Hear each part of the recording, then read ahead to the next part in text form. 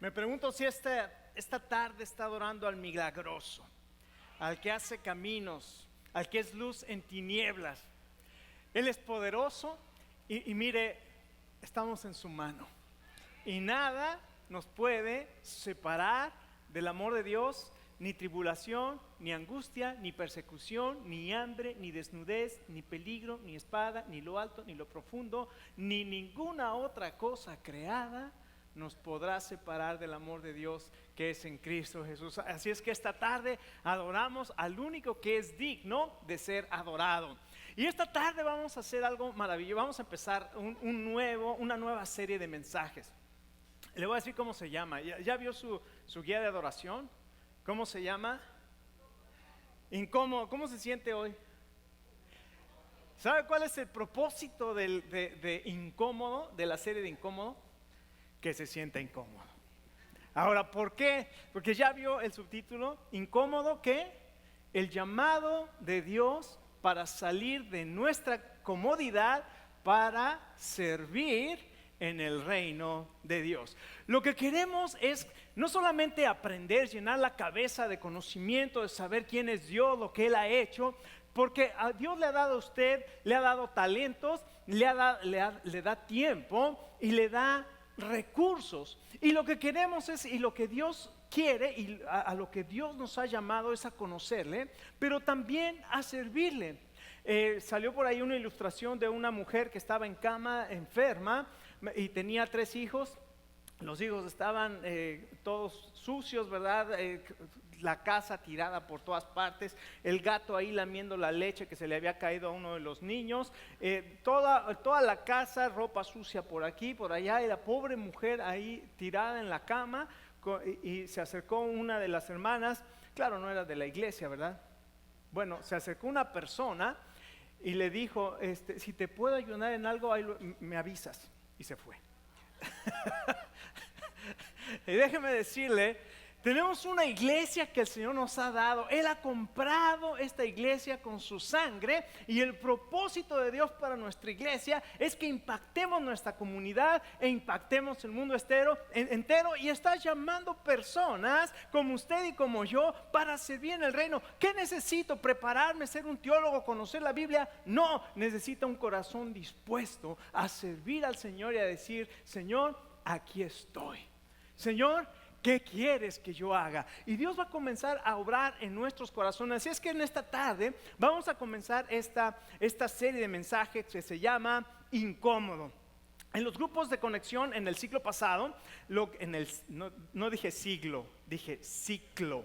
En el ciclo pasado, porque se entendió como siglo pasado, ¿verdad? Dije, no, vamos a decir, en el periodo anterior, estudiamos el cuarto propósito de Dios, de acuerdo a 40 días de propósito o una vida con propósito, y vimos que fuimos creados para servir. Y recordamos, me encanta lo que dice Rick Warren, ¿verdad? En ese libro dice, usted fue puesto en la tierra para hacer una contribución.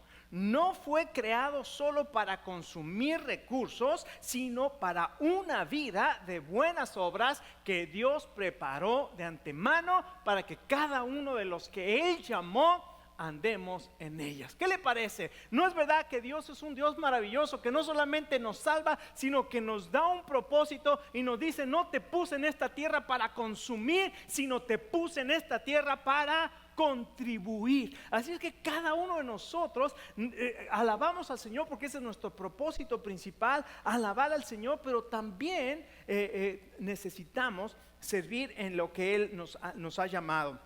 Así es que si aún no tienes idea de cuál es la razón por la cual estás aquí en la tierra, escucha, Dios te creó para Él.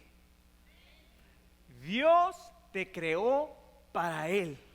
Y me encanta también una cita que pone Rick Warren ahí, que dice, Bertrand Russell, que era un filósofo inglés ateo. Escucha lo que dice un filósofo inglés ateo: a menos que se dé por cierta la existencia de Dios, ahora él es ateo, dice, la vida no tiene significado.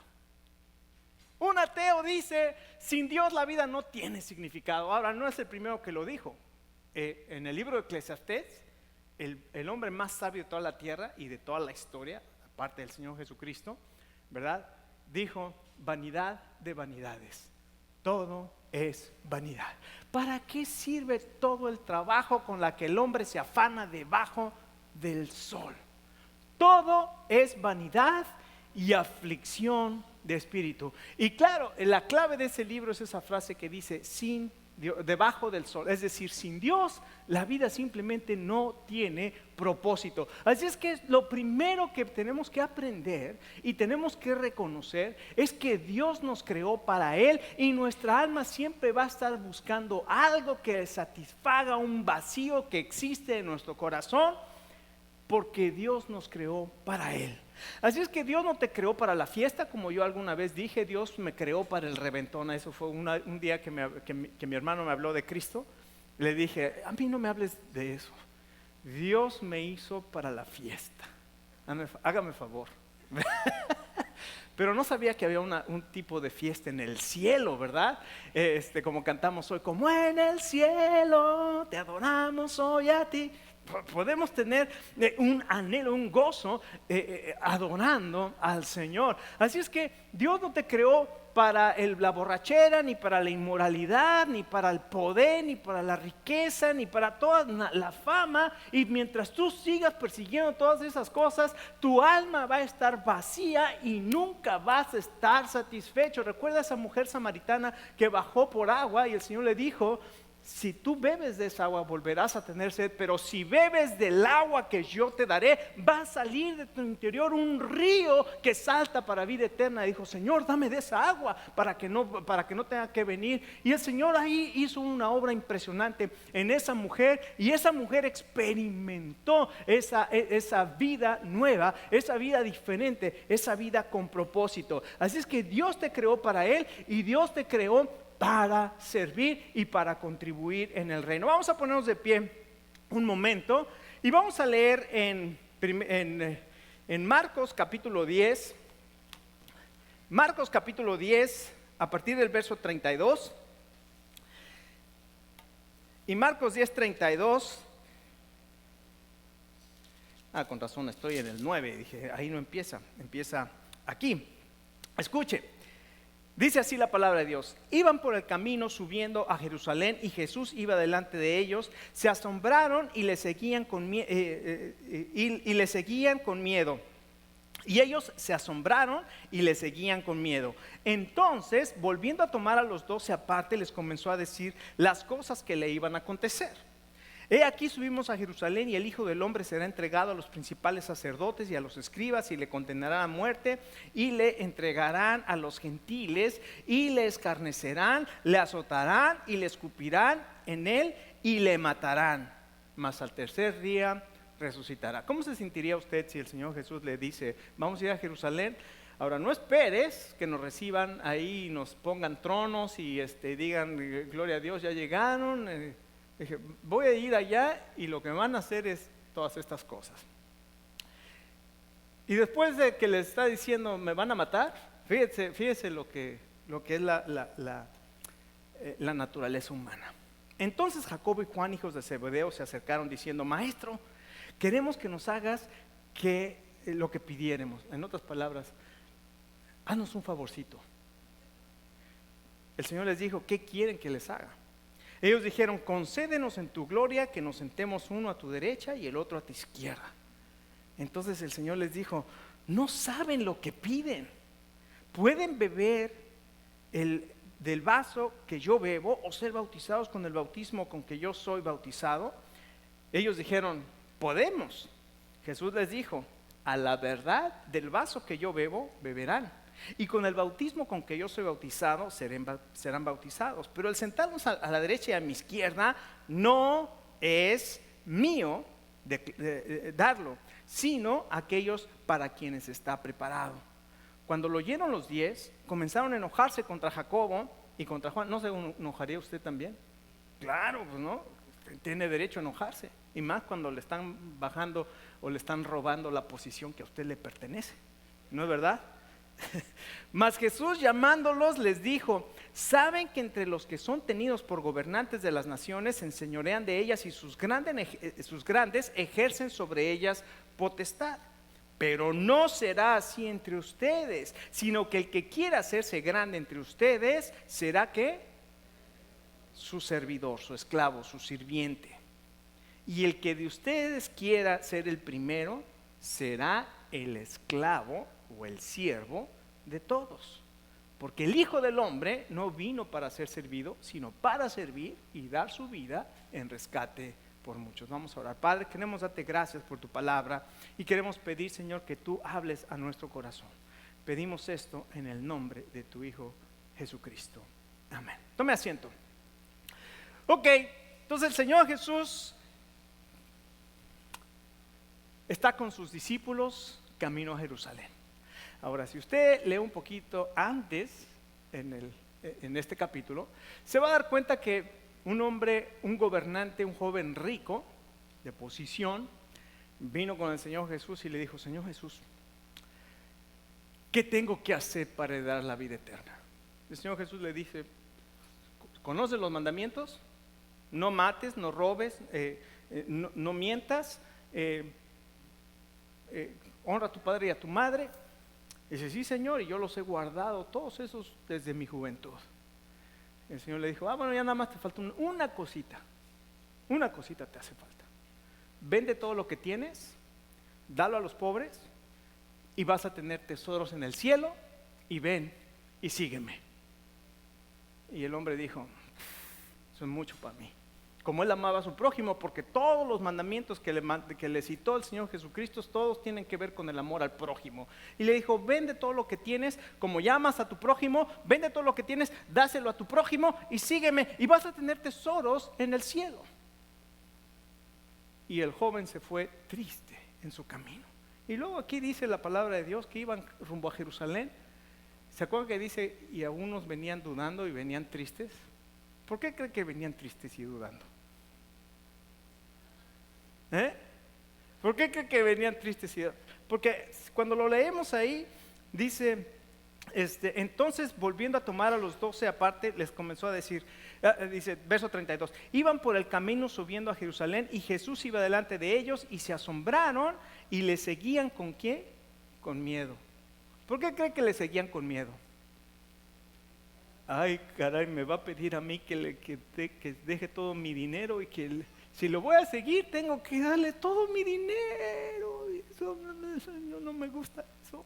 No me gustan esas cosas, Señor. Háblame de poder, háblame de autoridad, háblame de gobernar sobre los demás. Eso sí me gusta. No me gusta de dar, no me gusta, no me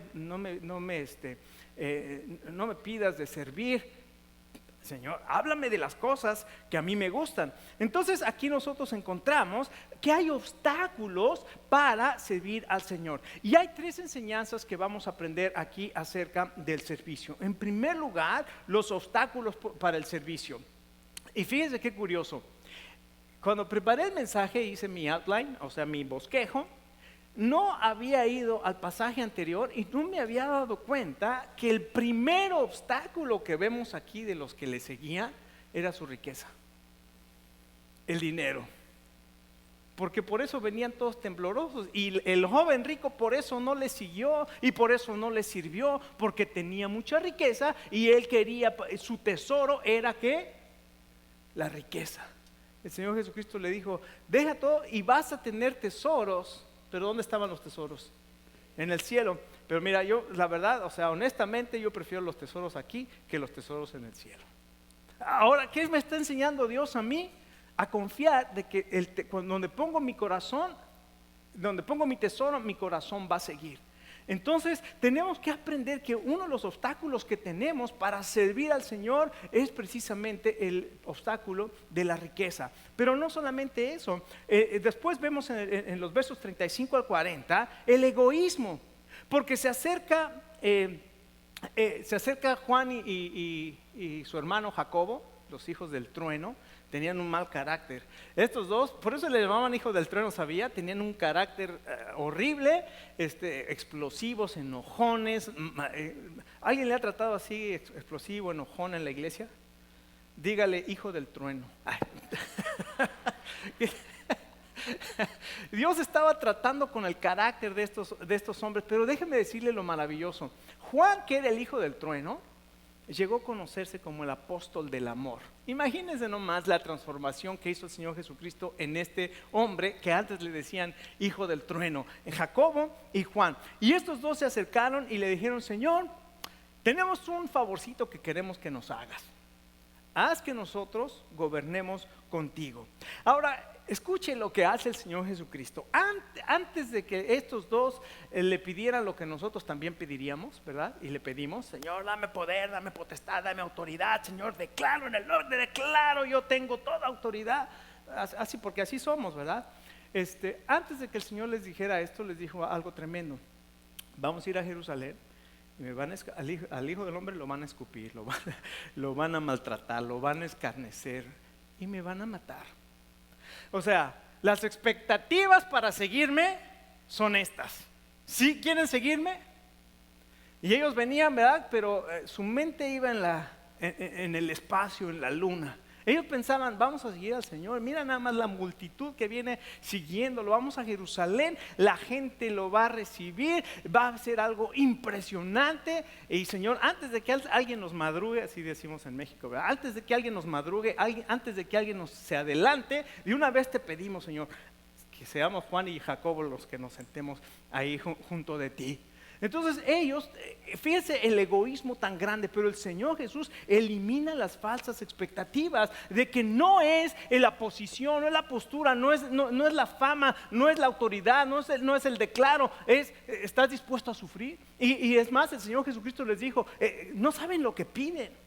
¿Pueden ser bautizados con el bautismo con que yo soy bautizado? ¿Acaso pueden beber la copa con la que yo voy a beber? Y fíjense la declaración de estos dos. Claro, ahora no se imaginaban lo que esto significaba, porque todavía no había pasado, ¿verdad? Pero el Señor Jesucristo tuvo que beber la copa del sufrimiento y tuvo que ser bautizado por el fuego de la cruz. Y a eso se refería el Señor. Y cuando le dicen, sí Señor, podemos, el Señor Jesús dijo, bueno, les voy a dar una adelantadita de lo que les va a pasar. Efectivamente, Jacobo fue muerto, Herodes lo mandó matar, y Juan fue torturado, y fue preso, y fue exiliado, y pasó por el sufrimiento. Y el Señor Jesús le dijo, sí es verdad que van a pasar por eso, pero el ponerlos a la derecha y a mi izquierda no me corresponde a mí, sino para el que está dado. Entonces el Señor Jesús elimina esas falsas expectativas, pero el Señor también les habla del plan de Dios, que era ir a Jerusalén y morir. Pero a ellos no les interesaba lo que le iba a pasar a Jesús. A ellos lo que les interesaba era el poder, la posición, la autoridad. Ellos buscaban esos lugares de poder y autoridad. ¿Y cuáles eran sus motivos para buscar esto? Ya lo vimos, eran puramente egoístas. No pensaron en los demás, dijeron antes de que alguien se nos adelante, vamos nosotros a pedirlo. ¿Y sabe cuándo me pasó eso? No hace mucho, la semana pasada me pasó a mí. ¿Se acuerda que les anuncié de los tamales? Terminando el anuncio de los tamales, corrí para que nadie se me adelantara. Y cuando llegué allá ya no había tamales. Imagínense nomás lo que se siente. Yo sé, yo tengo la información, tenemos tamales, pero yo salí corriendo. Nunca salgo tan rápido. Y la semana pasada, ¿por qué? Porque nada más pensé en que yo tenía hambre y que necesitaba un tamal. Entonces, a veces pensamos únicamente en nosotros, pero escuchen, Dios es el que tiene el tiempo. Y Dios tiene la función. El Señor Jesucristo dijo, yo no puedo ponerlos en una posición, solamente Dios puede llamarte y Dios solamente puede ponerte en una posición que Él tiene preparada para ti. O sea que yo no puedo ser el que predico. Mira, si Dios no te llamó a predicar, no. Entonces yo, ¿para qué voy a esa iglesia si no quieren que yo predique? Bueno, si el Señor te ha llamado a predicar, el Señor te va a poner a predicar. Ni el pastor, ni los ancianos, ni los diáconos, ni la gente, ni aunque se levante el pueblo y queremos que predique, queremos. Se puede levantar el pueblo y estar en contra de la voluntad de Dios. Entonces tenemos que esperar el tiempo de Dios, tenemos que esperar la voluntad de Dios. Y no solamente eso, ¿qué otra cosa? En los otros 11 en los otros 10 que no se acercaron al Señor Jesucristo, ¿qué vemos en ellos? Enojo. ¿Y por qué se enojaron? Pues porque querían lo mismo, o sea, se llama envidia. Entonces no solamente es el peligro de las riquezas, no solamente es el egoísmo, sino también es la envidia. ¿Por qué ellos sí y yo no? Ahora, fíjese, ¿tenían derecho a enojarse? ¿Qué pregunta tan interesante, ¿no? Porque cualquiera diría, sí, claro que tenían derecho a enojarse. ¿Se acuerda de una parábola que el Señor contó que se llama la parábola de los labradores de la viña? Donde hay un señor que tiene un terreno, un dueño de un terreno, y salió y vio a unos muchachos que estaban sin trabajar. Les dijo, hey, vengan, les voy a pagar $20 el día, vengan y trabajen en mi viña. Y fueron y trabajaron en su viña todo el día. Pero después volvió a salir a mediodía y se encontró que había otros cuantos ahí. Les dijo, oigan, ¿quieren trabajar? Sí, vengan a mi viña y yo les voy a pagar $20 por lo que trabajen. Perfecto. Y después, ya cuando faltaban 2 horas para que terminara el día, se encontró con otros, les dijo, oigan, ¿quieren trabajar estas últimas 2 horas? Sí, pues vengan a mi viña y trabajen. Y se acabaron las 2 horas y entonces mandó llamar a los últimos 2 y les dio $20. Y luego llamó a los que vinieron a mediodía y dijeron, no, pues si a esto le dieron $20, a nosotros por lo menos nos va a dar 30. Y le dio $20. Y a los que trabajaron desde la mañana vinieron y les dio sus $20. Estaban enojadísimos. ¿Cómo es posible? A esos que trabajaron solamente 2 horas le dieron lo mismo que a mí cuando yo trabajé todo el día. El dueño de la viña le dijo, ¿por cuánto te contraté para que vinieras a trabajar en mi viña? ¿Estoy haciendo una injusticia? No, te estoy pagando lo que te dije. A ti no te interesa si a este le pago lo mismo que a ti o a aquel le pago. Yo soy el dueño. Y nosotros no tenemos derecho de exigirle a Dios que haga lo mismo que hizo con fulano, con sutano, con perengano, porque ese es nuestro problema. Pensamos que merecemos todo. ¿Sabe qué merecemos? ¿Qué merecemos? Ayer con los varones les hice una pregunta bien curiosa. Les dije, ¿cuántos son pecadores? Y todos levantaron la mano. Quiero decirle, esposas de los varones que fueron ayer, sus esposos son pecadores. Todos levantaron la mano. Y luego les dije, aquí está lo curioso, porque ahora voy a hacer otra pregunta. ¿Quiénes son santos? Y todos los varones levantaron la mano. ¿Quién los entiende? O son pecadores o son santos. Déjeme decirle, somos pecadores a quien Jesucristo ha santificado. Y aunque somos pecadores, somos santos. Así que qué maravilloso, nosotros no merecemos absolutamente nada.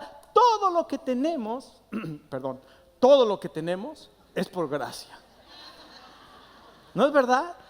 Todo lo que nosotros tenemos es por gracia y no podemos. Por eso la envidia lo único que hace es mostrar un carácter egoísta, un carácter que no sabe que nosotros no merecemos nada. Ahora, claro, te encuentras libros, eres un campeón, todos esos libros, ¿verdad? Que aún en las iglesias te dicen que tú mereces, que tú declares, que tú no merecemos nada. Todo lo que tenemos lo tenemos por gracia, únicamente por gracia. Entonces mejor tenemos que ser agradecidos. Claro, podemos venir a Dios con nuestras peticiones, pero todo es por gracia. Ahora, el Señor lo que hace después es, no solamente nos enseña acerca de los obstáculos para el servicio, que ya vimos la riqueza, que ya vimos que es el egoísmo y ya vimos que es la envidia, sino también nos enseña acerca del modelo de liderazgo del mundo. Y fíjense lo que dice. Saben que los que son tenidos, es bien importante esa palabra. Saben que los que son tenidos por gobernantes, dice el verso 42, de las naciones se enseñorean de ellas. Ahora, esa palabra de tenidos por gobernantes es una palabra griega muy curiosa, que es la palabra griega doqueo. Ahora usted dice, bueno, a mí qué me interesa, y es verdad que le interesa lo que dice, cómo dice la palabra. Lo que nos interesa es qué significa esa palabra. Esa palabra significa apariencia. Saben que los que tienen apariencia de gobernar se enseñorean de las naciones. Y es muy interesante que el Señor Jesucristo utiliza esta palabra de que dice apariencia. ¿Por qué?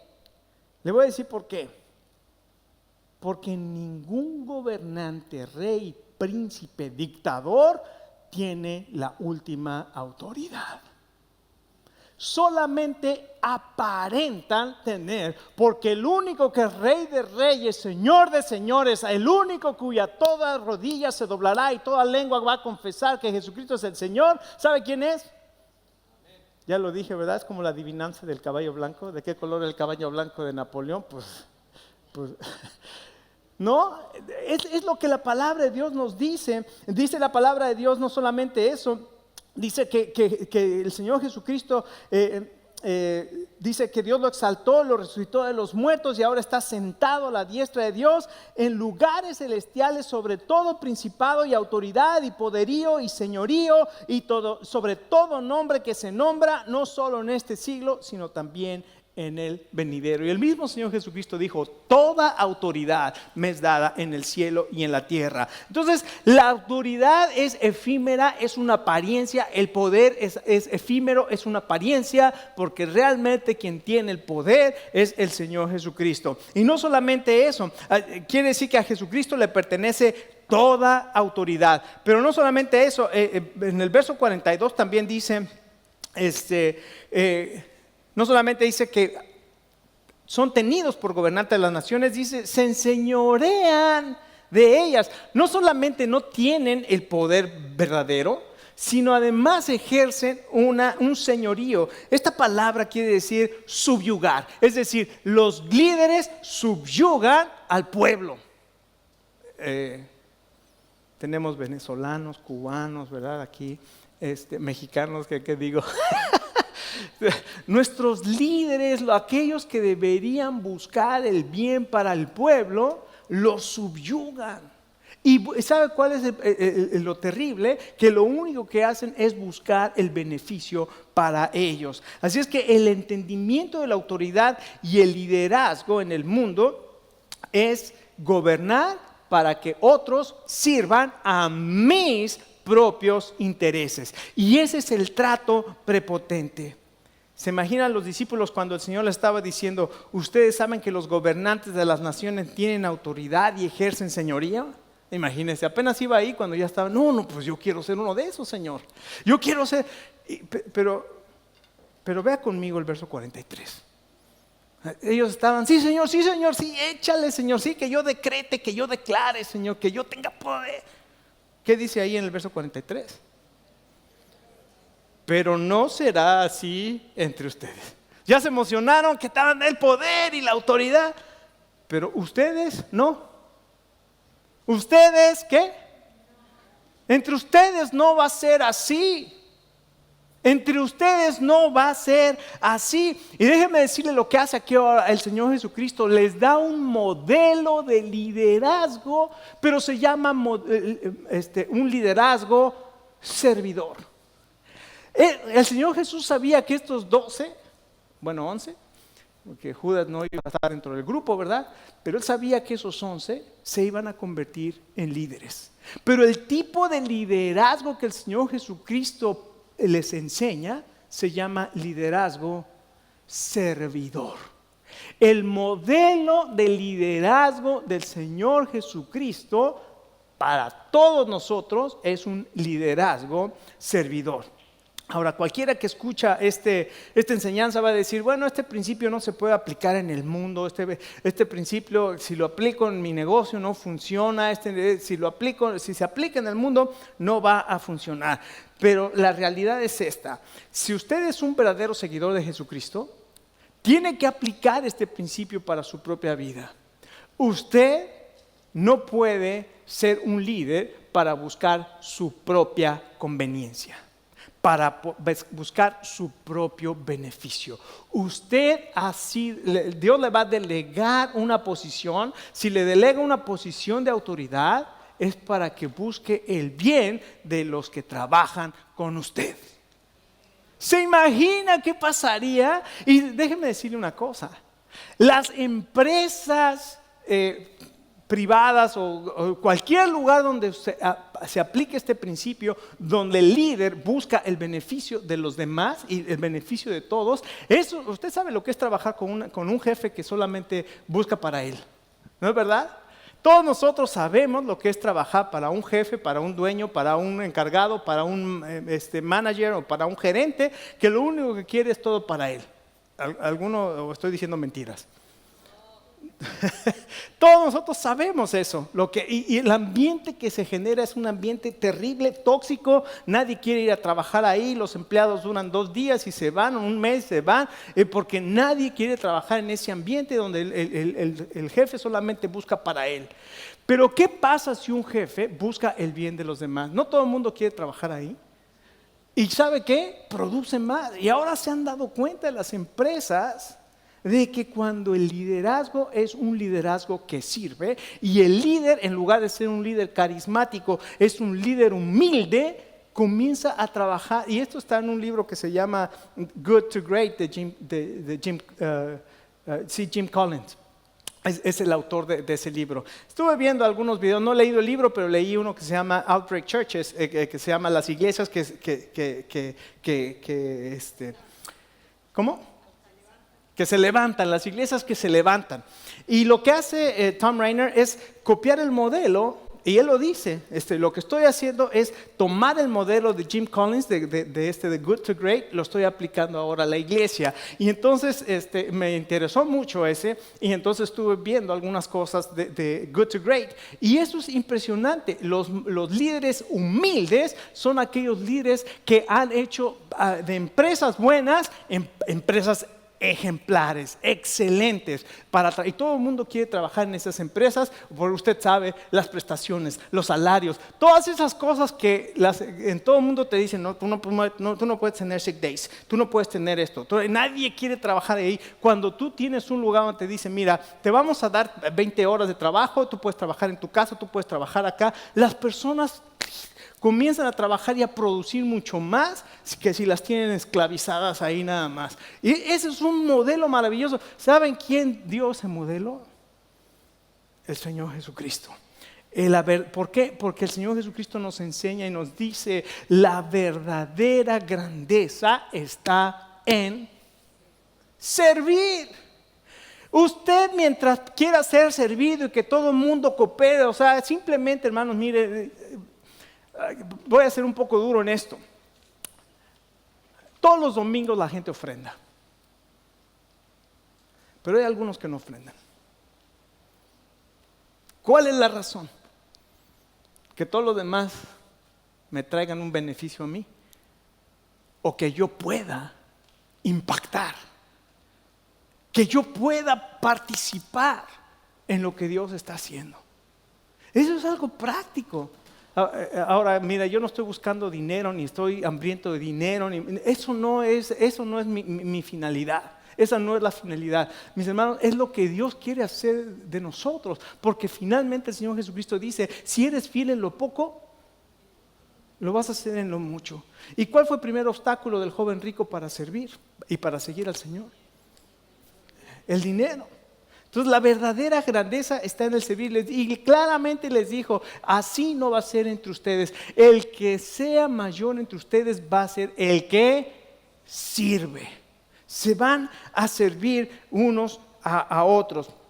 Y Jesucristo da el modelo de liderazgo. ¿Cuál es el modelo de liderazgo?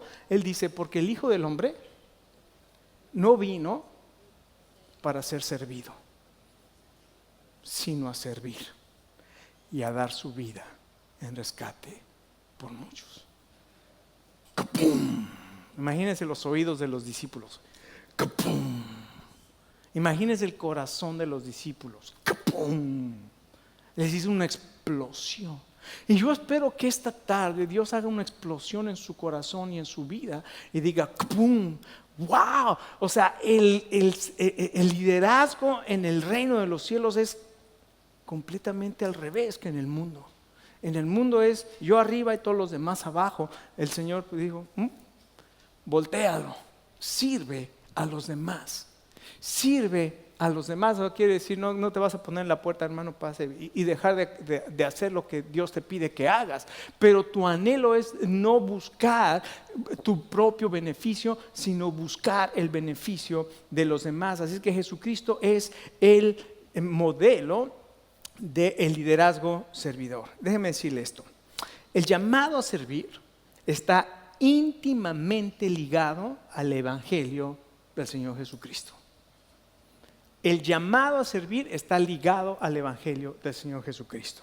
Él dijo, yo no vine a ser servido, sino a servir y a dar mi vida en rescate por muchos. Déjenme preguntarle, ¿ya se siente incómodo? ¿Ya se siente incómodo? Pero ¿sabe qué?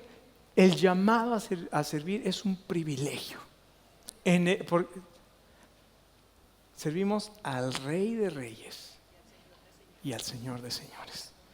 En nuestra iglesia en México venían Heriberto Hermosillo. Heriberto Hermosillo era el director de la alabanza en nuestra iglesia. ¿Usted sabe quién es Heriberto Hermosillo? Heriberto y Héctor Hermosillo tienen el grupo Torre Fuerte, juntamente con Álvaro López. Me acuerdo el día que Álvaro López estaba tocando la batería en la iglesia. Heriberto estaba tocando el teclado. Y yo estaba con mi guitarra. Asústame, estoy tocando con estos monstruos. Heriberto y Héctor Hermosillo nos decían esto.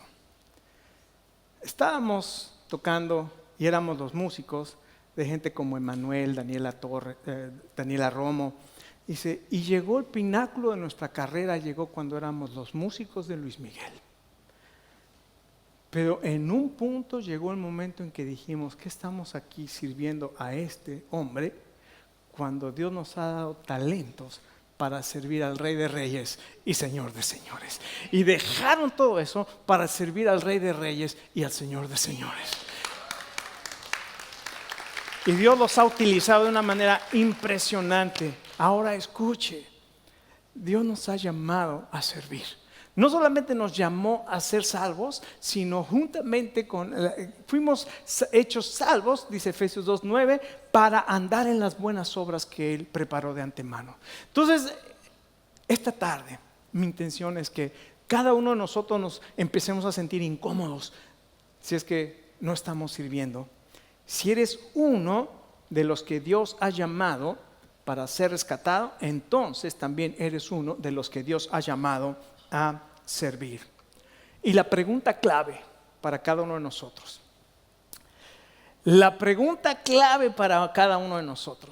¿qué puedo hacer para ayudar? ¿Cuál es la pregunta clave? ¿Dónde está la salida más cercana? ¿Qué puedo hacer para servir? ¿Qué Dios quiere que haga?